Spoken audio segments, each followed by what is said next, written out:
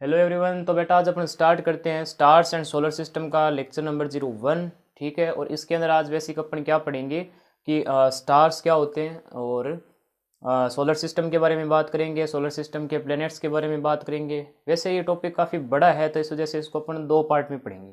ठीक है, आज जो पार्ट होगा उसके अंदर लगभग 2 से 3 प्लैनेट्स के बारे में डिस्कशन करेंगे।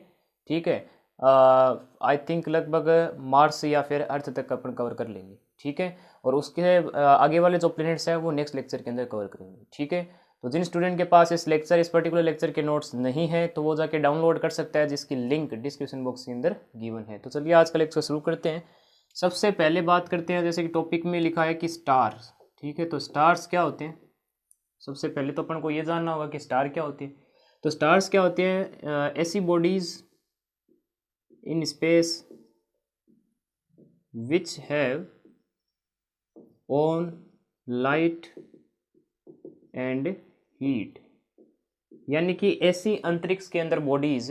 ठीक है, ऐसी अंतरिक्ष के अंदर बॉडी जिनको सेलेस्टिशियल बॉडी भी बोलते हैं। ठीक है, और अगर उनके पास खुद की हीट है, ठीक है, खुद की हीट है और उनके पास खुद की ही लाइट है, लगातार लाइट को इमिट किए जा रहे हैं, तो बेसिकली अपन उसको क्या बोलने लगते हैं, स्टार्स बोलते हैं। ठीक है, तो स्टार ये है तो प्लेनेट क्या होगा भाई। एग्जाम्पल में आप यहाँ पे लगा सकते हैं, जैसे कि सन है। ठीक है, तो सन अपना क्या एक स्टार है, क्योंकि इसके पास खुद की हीट है। ठीक है, और खुद की लाइट है, तो लगातार लाइट है वो प्लैनेट्स पे भेजता रहता है। ठीक है, तो एक प्रकार से सन क्या हो गया, स्टार हो गया।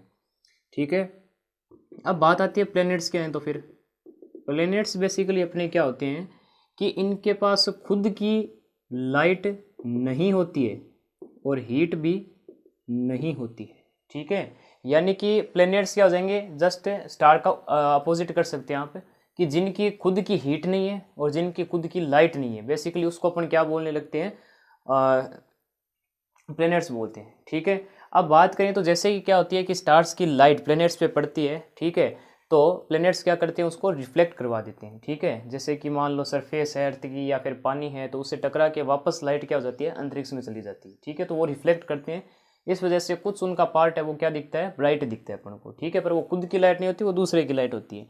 ठीक है, तो अपन को ये बात समझ में आई कि स्टार्स के पास खुद की लाइट है, खुद की हीट है, प्लेनेट के पास नहीं है। सन या फिर जो स्टार्स है वो बेसिकली किन से बनते हैं, वो हाइड्रोजन, हीलियम और कुछ आयन से बने हुए होते हैं। ठीक है, तो ये चीज़ है। तो सन वगैरह है या स्टार्स है वो हाइड्रोजन, हीलियम वगैरह इनसे बनते हैं। ठीक है, यानी गैसेस के बड़े ही जाइंट आप मॉन्स्टर्स बोल सकते हैं। और जो प्लैनेट्स होते हैं वो बेसिकली रॉक से बनते हैं। ठीक है, और बेसिकली वाटर हो गया, एयर हो गया। ठीक है, और आप यहाँ पे क्या लगा सकते हैं, आइस हो गया। तो बेसिकली इनसे बने हुए होते हैं। ठीक है, ये प्लैनेट्स हैं। कुछ प्लैनेट्स गैसेस से बने हुए भी हो सकते हैं। ठीक है, गैसेस से, कुछ वाटर से भी बनते हैं। ठीक है, कुछ रॉक से, या फिर हो सकता है सभी चीज़ें हैं वो एक ही जगह पे दिखें। ठीक है, तो बेसिकली वो प्लैनेट्स हो जाएंगे। ये चीज़ समझ में आ रही है कि प्लेनेट और स्टार क्या है, समझ में आ गई। अब देखो अपन स्टार्ट बेसिक कहाँ से करेंगे, अपन स्टार्ट करते हैं सोलर सिस्टम से। सोलर सिस्टम, तो सोलर सिस्टम बेसिकली आपने एक डायग्राम तो ज़रूर ही देखा होगा कि ये अगर सन है तो सन के एकदम क्लोजेस्ट अप्रोच में क्या है, प्लैनेट्स लगे होते हैं ऐसे। ठीक है, ये ऐसे प्लैनेट्स लगे हुए हैं। यहाँ पे अपने बेसिकली थोड़ा सा बड़ा बना देते हैं, ये हो गया। ठीक है, तो ऐसे मैंने क्या है कुछ प्लैनेट्स बना लिए। ठीक है, तो ये सन है तो सन तो अपना क्या हो जाएगा, बेसिकली स्टार हो जाएगा। ठीक है, सबसे पहला जो अपने पास प्लेनेट है बेसिकली उसको मरकरी बोलते हैं। ठीक है, या फिर हिंदी में बोले तो बुध हो जाएगा। इसको क्या बोलते हैं, विनस बोलते हैं या फिर शुक्र ग्रह है। ये अर्थ है अपनी यानी पृथ्वी हो गई। ये मार्स है यानी मंगल हो गया। ठीक है, ये हो गया जुपिटर यानी बृहस्पति हो गया। ये सैटर्न हो गया यानी शनि हो गया। ये हो गया यूरेनस यानी अरुण। ठीक है, इसको हिंदी में अरुण बोलते हैं।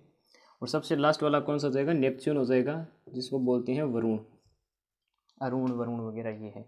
तो ये सारे क्या हो गए अपने पास है, सोलर सिस्टम हो गया। ठीक है, इसमें भी कुछ आपको मीटियोर्स वगैरह, कॉमेट्स वगैरह होंगे, वो अपन आने वाले लेक्चर्स के अंदर बात करेंगे। तो बेसिक हो गया कि ये अपने पास 1 2 3 4 5 6 7 8, तो टोटल कितने हो गए सन को छोड़ के, 8 प्लैनेट्स हो गए। ठीक है, 8 प्लैनेट्स हो गए। पहले जो अपने पास प्लूटो था, तो प्लूटो को भी अपन क्या मानते थे, प्लैनेट मानते थे। ठीक है, कब तक, 2006 तक। ठीक है, 2006 तक भी प्लूटो है वो क्या माना जाता था, सौरमंडल का सदस्य माना जाता था, यानी सोलर सिस्टम का एक मेंबर था। पर 2006 के अंदर बेसिकली जो एस्ट्रोनॉमिकल जो यूनियन है, ठीक, इंटरनेशनल एस्ट्रोनॉमिकल जो यूनिट है, उसने 2006 के अंदर क्या रखी, जो सोलर सिस्टम की एक नई डेफिनेशन दी थी। ठीक है, सोलर सिस्टम की नई डेफिनेशन दी थी, जिसके तहत प्लूटो उस नियम को नहीं मान रहा था। तो इस वजह से 2006 के अंदर प्लूटो को प्लेनेट घोषित नहीं किया गया। और फिर अपने टोटल कितने प्लेनेट निकल के आते हैं, यहाँ पे 8 आते हैं। ठीक है, ये चीज़ समझ में आ गई। अब देखो बेसिक अगर बात करें तो सन के एकदम क्लोज में तो कौन है, मरकरी है। ठीक है, दूसरे नंबर पे आ गया विनस, और 3 नंबर पे अपने कौन है, अर्थ है। ठीक है, उसके बाद मार्स है। ठीक है, तो अपने पास ये जो होते हैं मरकरी, विनस, अर्थ और मार्स, ये टेरिस्टिशियल जो प्लैनेट्स होते हैं वो कहलाते हैं। ठीक है, क्या कहलाते हैं, टेरिस्टिशियल प्लैनेट्स है। टेरिस्टिशियल प्लैनेट्स का क्या मतलब है यहाँ पे, इसका मतलब ये हो गया कि ये रॉक से बने हुए हैं। ठीक है, चट्टानों से बने हुए हैं, पानी हो गया, एयर हो गया, एटमॉस्फेयर है। ठीक है, इनसे बने हुए प्लैनेट्स हैं। ठीक है, तो ये चीज़ है। और जैसे ही अपन क्या करते हैं, इधर की तरफ जाते हैं, ये तो इनर वाला पार्ट हो गया। ठीक है, जो इनर प्लैनेट्स है ना, वो बेसिकली क्या होते हैं, टेरिस्टिशियल प्लैनेट्स कहलाते हैं, यानी कि रॉक वगैरह से बने हुए हैं। और उसके बाद जैसे आगे चलते हैं, जुपिटर, सैटर्न, यूरेनस, नेपच्यून वगैरह, ये सारे के सारे क्या हैं, अपने बेसिकली गैसियस प्लैनेट्स हैं। ये गैस से बने हुए हैं। ठीक है, इन पे आप लैंडिंग नहीं कर सकते। मान लो कोई भी अगर रॉकेट लेके जाते हैं, कोई स्पेस शटल लेके जाते हैं, तो वहाँ पे आप लैंड नहीं कर सकते। क्यों, क्योंकि उनकी पूरी ही जो सरफेस है, ठीक है, ऊपर से लेके नीचे तक सारी की सारी किससे बनी हुई है, गैस से बनी हुई है। तो आप वहाँ पे एग्जैक्ट लैंडिंग नहीं कर सकते। जबकि अपने पास मरकरी, विनस, अर्थ और मार्स है, इन तीनों पे क्या हो सकती है, लैंडिंग हो सकती है। ठीक है, ये चीज़ है। तो जुपिटर वगैरह, सैटर्न, यूरेनस, नेपच्यून वगैरह है। एक बात ये भी है कि मरकरी, विनस, अर्थ और मार्स, इनके क्या है, कोई भी बाहर बाहर रिंग नहीं है ऐसे। ठीक है, बाहर कोई भी रिंग नहीं है। जबकि आप जुपिटर, सैटर्न, यूरेनस, नेपच्यून पे देखो तो आपको रिंग्स नजर आएगी। ठीक है, सबसे जो डेंसर है वो आप देखते हो सैटर्न में, पर जुपिटर, यूरेनस में भी दिखती है। ठीक है, जैसे कि जुपिटर के क्या है कि 4 बार बार पर सैटेलाइट्स है वो घूमती रहती है, तो वहाँ पर भी आप एक रिंग देख सकती है। ठीक है, हालांकि काफ़ी मून होते हैं इनके, 63 के आसपास हैं। तो ये चीज़ है आपकी, समझ में आ रही है बात। तो ये मैंने यहाँ पे आपकी क्लासिफिकेशन कर दिया, समझ में आ गई बात। अब अपन थोड़ा आगे चलते हैं, तो पहले आप इतना नोट कर लीजिए, फिर अपन आगे चलते हैं, तो कर लीजिए। नेक्स्ट आगे अपने रिवॉल्यूशन और रोटेशन के बारे में जानते हैं। तो जैसे मान लो अपने पास ये सन है, ठीक है, और ये मान लो अपने पास क्या है, अर्थ है। और आपको पता होगा कि ये इसका क्या कहलाता है, ऑर्बिट कहलाता है, यानी जिस पे वो रोटेट कर रही है ऐसे। ठीक है, बेसिकली उसको क्या बोल देंगे, ऑर्बिट बोल देंगे। ठीक है, तो जिस रास्ते से क्या हो रही है, ये प्लैनेट्स या फिर जो अर्थ है, ठीक है, वो क्या हो रही है, रोटेट हो रही है सन के चारों तरफ, उस पाथ को क्या बोल देंगे, ऑर्बिट बोल देंगे। ठीक है, ये चीज़ है। अब अर्थ क्या होती है, अपने ध्रुव पे भी घूमती है। ठीक है, बेसिकली ये एकदम सीधी नहीं है। ठीक है, अगर ये आप ये एक्सिस मानो, रोटेशन एक्सिस है, तो ये क्या होती है कि 23.5 डिग्री तक झुकाव रहता है इसका। ठीक है, यानी अर्थ एकदम क्या है कि ऐसे नहीं घूम रही है इस प्रकार से सन के चारों तरफ, एकदम सीधा नहीं। ठीक है, थोड़ा सा क्या है उसमें 23.5 डिग्री का झुकाव है, और ऐसे घूमती है। समझ में आ गई ना मेरी बात है। तो ये चीज़ है। तो बेसिकली आपको 23.5 डिग्री का, यानी 23.5 डिग्री का आपको यहाँ पे एंगल का डिफरेंस मिलेगा। ठीक है, तो अर्थ अपने एक्सिस पे भी घूमती है। ठीक है, यानी कि सन ये अपने पास जो अर्थ है वो अपने एक्सिस पे भी घूमती है, और साथ ही साथ क्या हो गया, ये बेसिकली सन के चारों तरफ भी चक्कर लगाती है। ठीक है, ये चीज़ है। तो जो ये घूम रही है इसको बोलते हैं रिवोल्यूशन। ठीक है, इसको क्या बोल देंगे, रिवोल्यूशन बोल देंगे, यानी अर्थ का रिवोल्यूशन हो गया। ठीक है, अब इस रिवोल्यूशन है, ठीक है, और टाइम ऑफ या फिर टाइम पीरियड ऑफ रिवोल्यूशन क्या हो जाएगा, यानी कि एक रिवोल्यूशन करने में कितना टाइम लग रहा है, उसको क्या बोल देंगे, टाइम पीरियड ऑफ रिवोल्यूशन बोल देंगे। समझ में आ गया ना भाई। अर्थ अपने ही एक्सिस पे कितने टाइम में घूम लेती है, एक चक्कर कितने टाइम में पूरा करती है, उसको क्या बोल देंगे, रिवोल्यूशन टाइम पीरियड बोल देंगे। ठीक है, और बाकी अगर बात करें तो बेसिकली सन के जो चारों तरफ जब चक्कर लगाती है तो इसको रोटेशन बोलते हैं। ठीक है, और टाइम पीरियड ऑफ रोटेशन क्या हो जाएगा, टाइम पीरियड ऑफ रोटेशन, यानी सन के चारों तरफ से एक चक्कर लगाने में कितना टाइम लगता है। ठीक है, तो वो हो जाएगा रिवॉल्यूशन टाइम। जनरली जो अपने पास है वो 24 आवर्स का है। ठीक है, अर्थ का, और जो टाइम ऑफ रोटेशन है अर्थ का वो 365 डेज बोल सकते हैं। कुछ और भी आगे टाइम पीरियड होता है तो एग्जैक्टली आप 1 ईयर लिख देना, ठीक है। अगर पूछते हैं तो क्या हो जाएगा, 1 ईयर हो जाएगा। तो ये चीज़ है आपकी, समझ में आ गई। अब यहाँ पे क्या होता है कि नाम आता है कि नेचुरल सैटेलाइट्स क्या होती है, ठीक है। नेचुरल सैटेलाइट्स क्या होती है, तो बेसिक अगर बात करें तो नेचुरल सैटेलाइट्स आपकी वो हो जाएगी बेटा जिसके अंदर कोई भी अगर प्लेनेट है या फिर कोई भी अगर सेलेस्टियल बॉडी है, ठीक है, और उसके चारों तरफ कोई चक्कर लगा रहे हैं तो उसको क्या बोल देंगे, उसकी सैटेलाइट, ठीक है। ये चीज़ है, जैसे सन है, सन के चारों तरफ क्या है 8 प्लेनेट चक्कर लगा रहे हैं तो वो 8 के 8 क्या हो गई, उसके सैटेलाइट्स हो गई, ठीक है। ये चीज़ है, जैसे कि अर्थ है, अर्थ के चारों तरफ है वो मून चक्कर लगाता है तो अर्थ का जो नेचुरल सैटेलाइट है वो कौन हो गया, मून हो गया, ठीक है। मार्स में जैसे कि 2 मून है, आपने सुना होगा, ठीक है, और वो 2 क्या होते हैं, मार्स के ऑपोजिट डायरेक्शन के अंदर क्या करते हैं, रोटेट करते हैं, तो बेसिकली वो क्या हो जाएंगे, मार्स की सैटेलाइट्स हो जाएगी, ठीक है। तो ये चीज़ है, तो इस प्रकार से अगर नेचुरल सैटेलाइट को देखें तो सन की तो कितनी नेचुरल सैटेलाइट हो जाएगी, प्लैनेट के आधार पे देखें तो 8, ठीक है। मरकरी, तो मरकरी की कोई भी अपने पास सैटेलाइट नहीं है तो 0 हो जाएगी। विनस पे भी नहीं है तो यहाँ भी 0 हो जाएगी। अर्थ पे कितना है, 1 मून है तो 1 सैटेलाइट हो गई, ठीक है। और मार्स की अगर बात करें तो मार्स पे कितने हैं, 1 ही है। और उसके बाद जुपिटर की बात करें तो जुपिटर पे बेसिकली 66 कितने हैं, 66 मून्स हैं, 66 मून्स है वहाँ पे, जुपिटर के चारों तरफ चक्कर लगाते हैं 66, ठीक है, 66। सैटर्न पे जो चांद की संख्या है वो कितनी है, 62 है, यानी कि बेसिकली सैटर्न के चारों तरफ 62 मून्स क्या करते हैं, चक्कर लगाते रहते हैं, ठीक है। और बेसिकली अगर बात करें यूरेनस की तो यूरेनस में बेसिकली 27 मून्स हैं और यहाँ पे आपके पास जो नेपच्यून है, नेपच्यून में क्या है 13 मून है। तो आप देख सकते हो कि ये अपने जो टेरिस्टिशियल जो अपने पास प्लैनेट्स हैं, ठीक है, उनमें तो क्या है मून की संख्या बहुत कम है, ठीक है। और जो अपने पास गैस से बने हुए हैं उसमें क्या है बेसिकली आपको मून रिंग दिख रही है आपको, ठीक है, यानी चांद से बनी हुई आपको रिंग दिखेगी आपको यहाँ पे, समझ में आ गई बात है।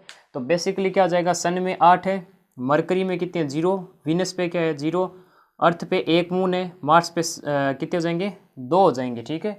जुपिटर पे कितने हो जाएंगे 66, सैटर्न पे 62, यूरेनस पे 27 और यहाँ पे नेपच्यून में 13 मून हो जाएंगे, समझ में आ गई। यानी गैसेस से बने हुए जो अपने पास प्लैनेट्स हैं उनके बार बार क्या है रिंग बनी हुई है, आप रिंग को एब्जॉर्व कर सकते हैं। और बेसिकली जो अपने पास जुपिटर 66 है, यहाँ पे क्या है जुपिटर में 66 मून में से 4 जो मून है वो बहुत बड़े हैं और ज़्यादा चमकते हैं, ठीक है, उनको आप टेलीस्कोप की सहायता से देख सकते हैं।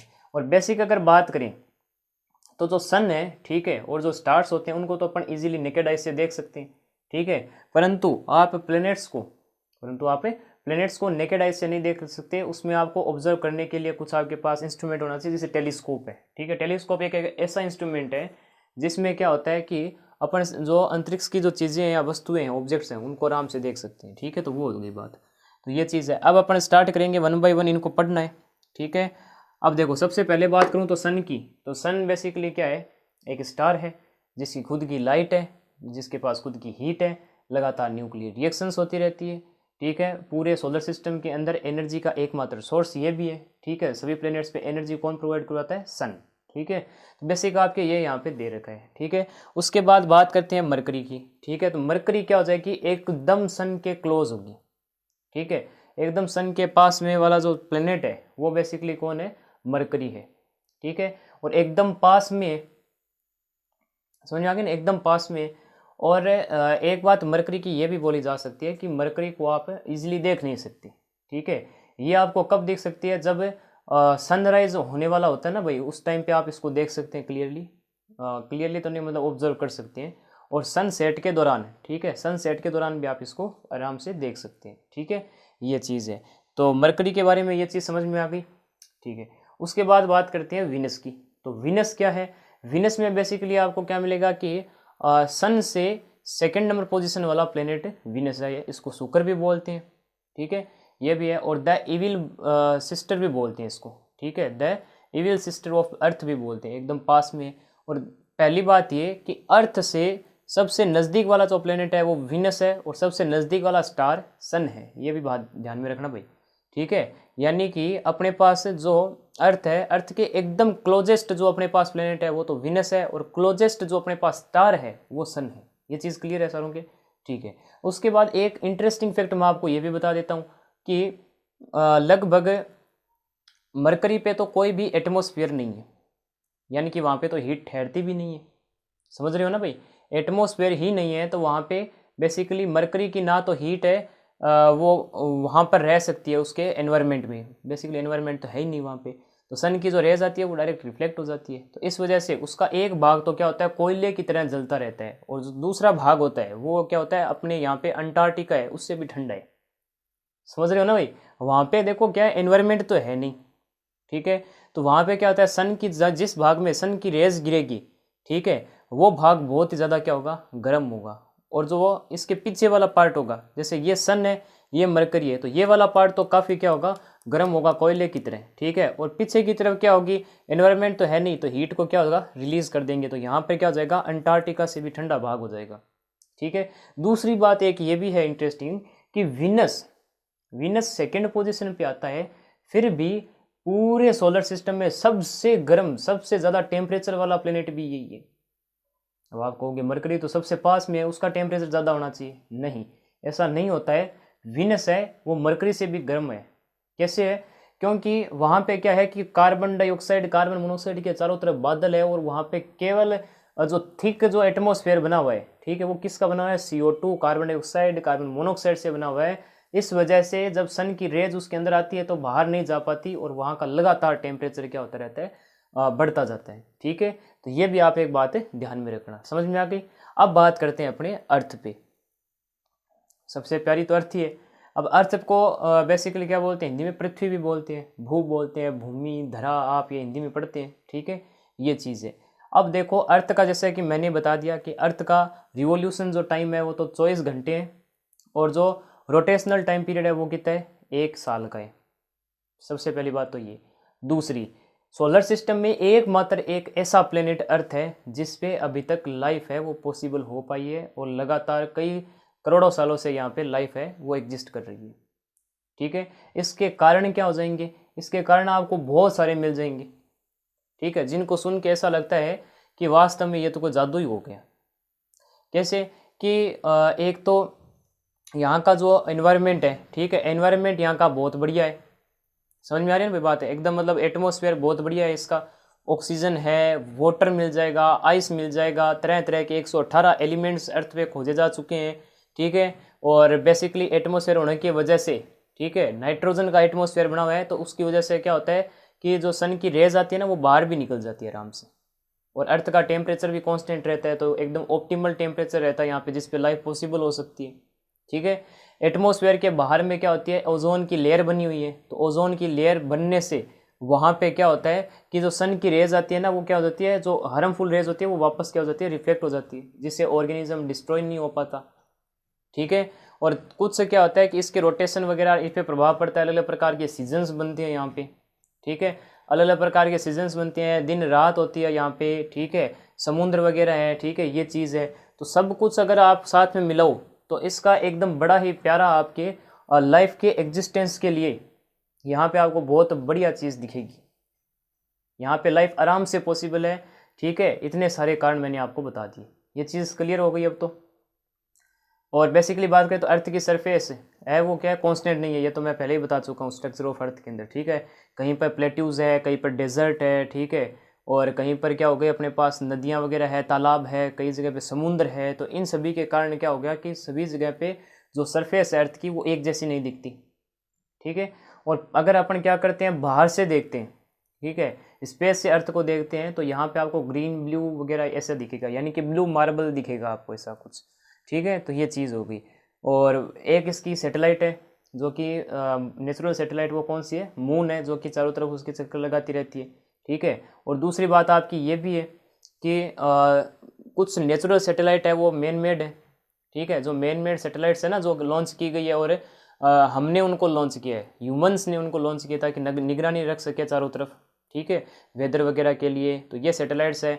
और सबसे बड़ी जो सैटेलाइट है वो कौन सी है, इंटरनेशनल स्पेस स्टेशन, ठीक है, जो कि क्या है धरती के ऑर्बिट के अंदर घूम रहा है अभी, ठीक है। तो ये चीज़ आपको वहाँ पे देखने को मिलती है। तो वो नेचुरल नहीं है, वो क्या है मैन मेड या फिर सिंथेटिक आप बोल सकते हो सैटेलाइट से, ठीक है, ये चीज़ हो गई। तो ये आप ध्यान में रखोगे, समझ में आ गई बात है। तो ये आपके क्या हो गई नेचुरल सैटेलाइट्स तो हो गई मून, और बाकी जो इसके चारों तरफ हमने जो सैटेलाइट छोड़ी है जो इनके ऑर्बिट में घूम रही है वो क्या हो जाएगी बेसिकली नेचुरल सैटेलाइट्स नहीं होगी, वो मैन मेड सैटेलाइट्स होगी, आर्टिफिशियल सैटेलाइट्स आप बोल सकते हैं। एग्जांपल मैंने दे दिया, इंटरनेशनल स्पेस स्टेशन है जो कि बहुत बड़ा स्टेशन है जहाँ पे रॉकेट्स वगैरह को लॉन्च करवाया जाता है, ठीक है, या फिर उनको कोई भी मतलब इमरजेंसी के अंदर सहायता दे सके, ठीक है, वहाँ पे आदमी वगैरह मतलब जो भी है लोग वगैरह रहते हैं, ये भी है। तो समझ में आ गया, ये अर्थ का कहानी हो गई। फिर अपन आते हैं मार्स पे, ठीक है।